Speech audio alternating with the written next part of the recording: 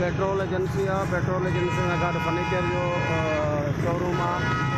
Petrol agency के जंहिंमें तक़रीबन 5 दुकान जेके सड़ी करे राख थी वियूं।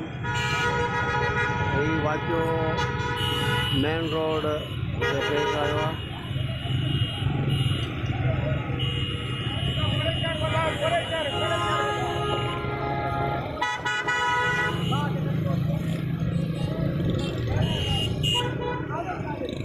वो भी गाड़े फटे